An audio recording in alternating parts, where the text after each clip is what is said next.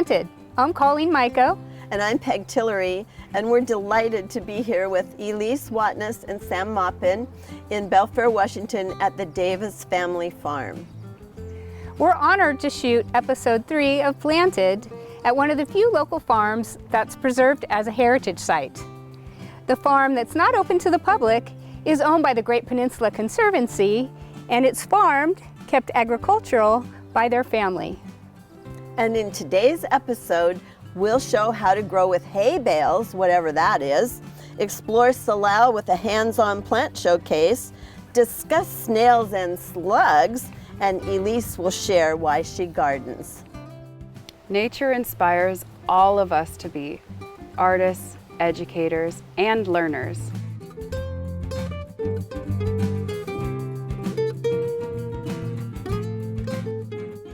What is hay bale gardening? We're here at Davis Family Farms, and Sam Maupin is going to tell us all about it. Hey, Sam. Hi.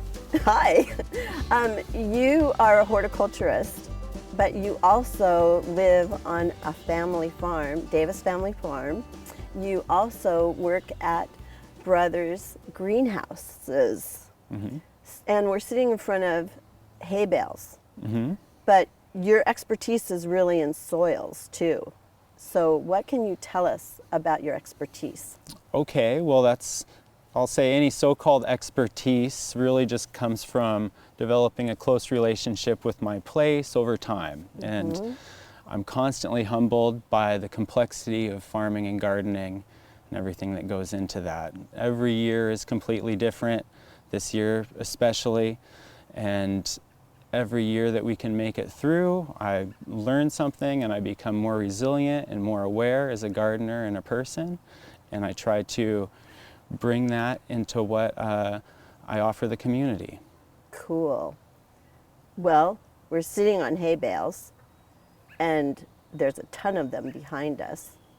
So how do you garden in a hay bale, and why?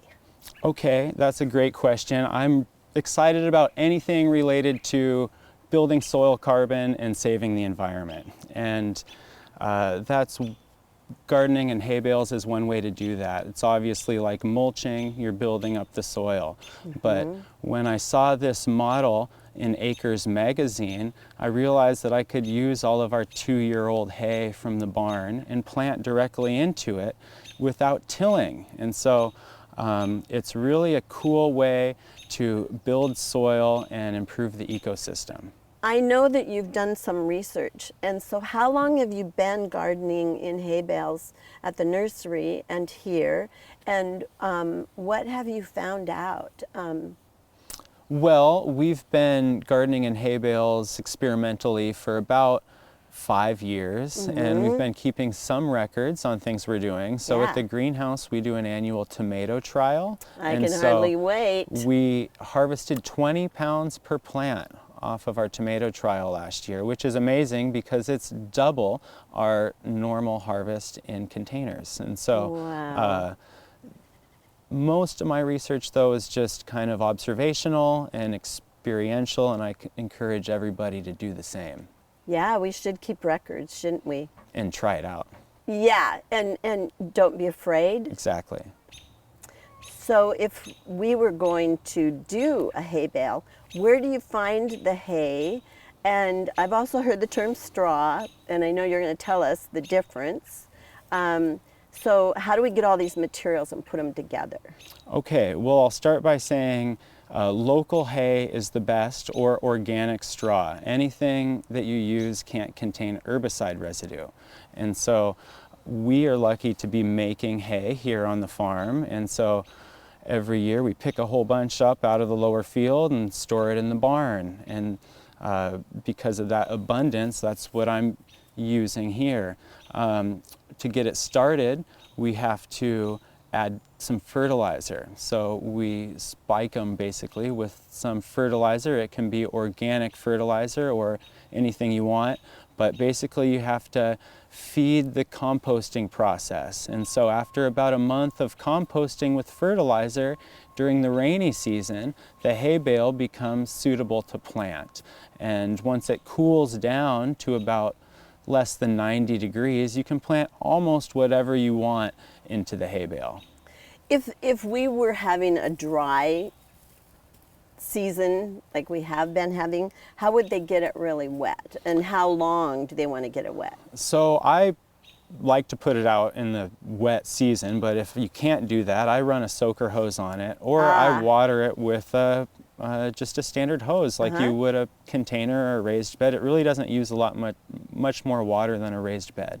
Cool.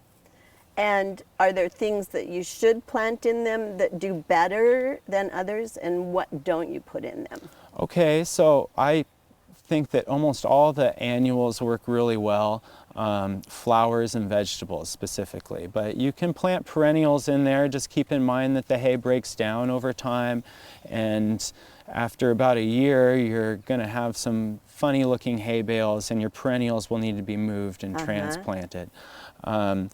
But vegetables that I've struggled with in the past are carrots and parsnips. They don't make very nice roots, they make nice tops. But otherwise, everything works so well right next to the hay bale. Everything that you plant right next to the hay bale is the best. Yeah. I think I remember you telling me about that you could actually grow potatoes, and that even though they're a root crop, sometimes beets do okay in there? Yeah, I've had success with beets right on top and potatoes in the bale. I've also cooked potatoes by putting them in bales that were not cured yet and too hot. Perfect tip, because you know we don't want our readers to have our viewers to have their vegetables crisped before they're ready, right? So where could they contact you for more information? Well, I'm at the Brothers Greenhouses almost every day, and I love to meet people and find out what's going on in the gardening community. And my family represents the farm at the Port Orchard Farmers Market, Bremerton Farmers Market, and on kitsapfresh.org, so you can look for our products there. Perfect, because it's all about the land, it's all about what we grow on it, and supporting local farmers and finding good, healthy food, right, without any pesticides. Yeah, that's very important to us here. Thank you so much for telling us about straw and hay bale gardening, and I'm sure you'll get lots of visitors to the nursery, which is even better too. All right, thank you. And the farmers markets. Yeah, check it out. Yep, thank you. Thank you.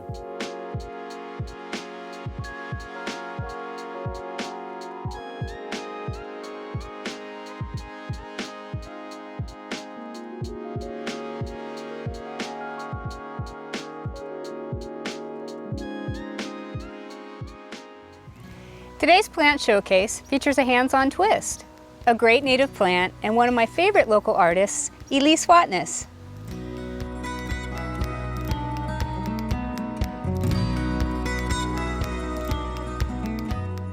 Hi Elise, thank you for being on Planted. Tell us about this month's plant. Thank you. Salal, Gaultheria shallon, is an important native plant to this region. I chose this unassuming plant to showcase because it has many qualities that gardeners adore. Salal is a sturdy cut for floral arrangements, and brush sheds that buy it send it all over the world. Salal is resilient, it is evergreen, it is fruit-bearing, and it has charming foliage. It is among the most common understory shrubs in the Puget Sound forests. It is related to many other important plants in the region. None of the ericaceous family form root hairs like other plants do. They instead thrive in soils that may be considered unapproachable to other plants by forming mycorrhizal relationships. Mycorrhizal, tell us about that.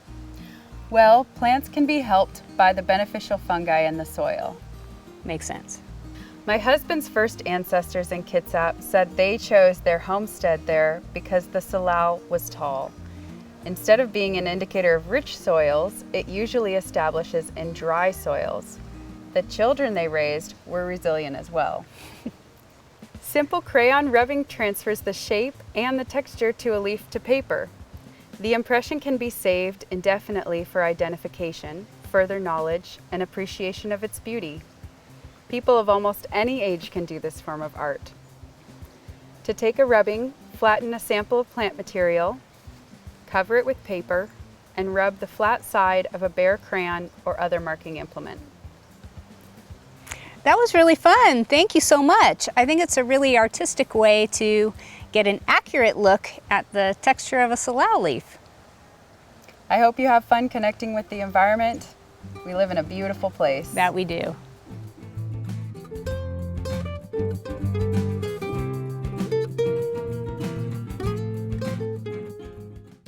Peg and I have a cornucopia of slugs and snails to share with you today. That's right, like a murder of crows or a squad of squids, a group of land mollusks is called a cornucopia. This tidbit of information, as well as the beautiful artwork for this segment, is courtesy of Gail Larson. Thanks, Gail. Slugs and snails are actually really good for the environment. Ecologically, they are nature's decomposers. They tunnel through the soil, they eat rotting and live debris. They are like earthworms, where they tunnel in the soil and make nutrients available for plants to take up. They're really good things. Snails and slugs travel on a foot. That's the muscular part of their body that contracts in waves to propel them with the help of a slimy lubricant. A snail's non-living shell is made from calcium carbonate. It's kind of like our fingernails. Did you know that their tentacles are hollow and contract into their heads like the fingers of a glove turned inside out? One pair distinguishes movement and light, and the other pair detects chemical clues about food, mates, and predators. Snails and slugs require a lot of moisture. Perhaps that's why we find 50 to 100 different species in the Pacific Northwest. When it's too cold, too hot, or too dry, they retreat to the leaf litter or hide in cool soil or under logs. They are most active in the wet months of spring and fall and at night.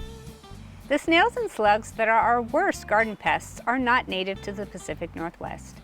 That's right, the ones that cause millions of dollars to Washington's strawberry crop and to your hostas and lettuce are introduced from Europe. The brown garden snail was introduced as a delicacy. Escargot, anyone? A variety of small field slugs can live in any kinds of temperatures and is active all year. It's the large non-native chocolate Orion that really goes after our ornamentals. They can completely mow down a dahlia or lily. The chocolate Orion can range in color from light brown with orange to almost black. And when it's disturbed or at rest, it contracts its body into almost a ball. The giant garden slug, sometimes called leopard slug because of its striping, is another non-native. Luckily, this robust slug doesn't usually eat living plants, dining mainly on decaying matter, fungi, and even other slugs. Here's our local icon, the native Pacific Coast banana slug. It ranges from white to yellow-green to spotted. It is typically not a pest, preferring to eat decaying matter, moss, but it will eat native plants. If you find this slug, please escort it to a nearby native area. The Pacific sideband is a wonderful and beautiful native snail that hides up to 20 feet high in trees.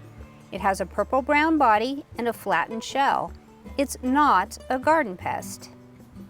So now that you know what slugs and snails are in your garden, how do you get rid of the ones you don't want? You just drop them in a bucket of soapy water and eliminate their hiding places, like wet areas and rotting debris and wood that's also deteriorating. But you can set a trap for them by putting a piece of wood on the ground and every morning go and turn it over and you'll find those little beasties. And avoid watering at night. That's when they're the most active. Encourage predators like birds, snakes, and frogs in your garden. Chickens and ducks like them too. And the large black ground beetle is a voracious hunter of snails, slugs, and their eggs. If you protect these predators by avoiding pesticides, they'll do the tough work of eliminating your snails and slugs for you. A simple non-toxic trap is a beer trap, and it has to have an entry for the slugs to get in, but you sink it into the soil a little bit, and any container that you have will work as long as it has a lid. There are also iron phosphate baits, which are non-toxic. Sluggo is an example. If you use a commercial bait, read the label and follow directions. Some baits are very toxic to children, pets, and to beneficial insects like that awesome black ground beetle. Want to learn more about slugs and snails and which ones are pests and which ones are natives? For identification, Land Snails of British Columbia by Robert Forsyth and corresponding website Terrestrial and Other Mollusks of Canada are fabulous resources. Check out The Secret World of Slugs and Snails by Seattle author David George Gordon. He even describes how to keep snails and slugs as pets. So now that we're finished, Peg, would you like to join me for some rotten fungi? Sure, I'll meet you there in about 3 hours. Oh man, what's your rush?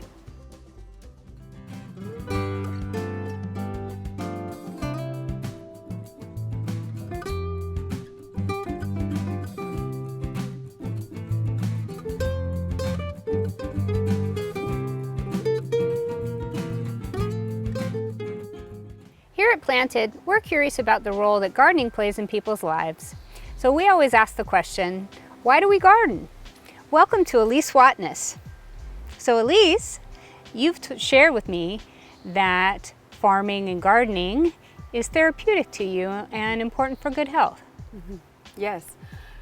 Gardening is great therapy, and so is farming. We learn infinite things from nature. People of all ages can access different parts of the landscape and the flora and the fauna, aerobic activity, as well as delicious harvests, and handling soil can all influence our serotonin levels, producing great happiness. I couldn't agree more. So as an artist and an educator, how do you feel that gardening inspires teaching and learning and artistic expression and exploration? Nature inspires all of us to be artists, educators, and learners. One of my favorite things to do before my watercolor classes is to come and clip plants in this garden to explore something that I hadn't fathomed before. When I was in Montessori training, I learned that our physical participation on the farm can access all areas of curriculum in math, science, microeconomy, and personal enjoyment of life. A sense of place helps us understand who we are as humans. Every animal and plant on the earth knows how to connect to where they are to become the stewards that perhaps we were meant to be. So when your sense of place means living on a family farm, I bet that comes with a bit of responsibility to uphold tradition, but maybe also to steward the land in new ways. Yes. With what we know now about building soil carbon and reversing the effects of climate change, why wouldn't we do everything we can to help try to achieve purification and planetary balance? Teaching our children offers the same interest in sustainability that our grandparents showed us. Our great-grandparents planted the land, and human traditions offer us ways to see how we can use our opportunities to continue to take care of the environment. Wow, well that's a lot of responsibility, and it must be a lot of work too for you and your family. Yes, I figure if we can enjoy the process and we're good to the earth, then our gardens are success. And it's all worth it. It's all worth it. It invites us in. Wonderful. Well, thank you, Elise, for sharing your story and what inspires you about gardening and farming. And thank you for joining us for Why We Garden on this episode of Planted. Thank you for joining us for another episode of Planted. And Sam and Elise, thank you for inviting us in to the Davis family farm. It's great to have agriculture alive in Belfair. And while you can't come out to the farm, you can enjoy their produce and cut flowers from the Port Orchard Farmers Market, the Bremerton Farmers Market, and online at Kitsap Fresh. And Sam, we're really looking forward to our next episode when we'll be at the brothers' greenhouses. Yeah, we'll see you there. And remember, the more you grow, The more you'll know.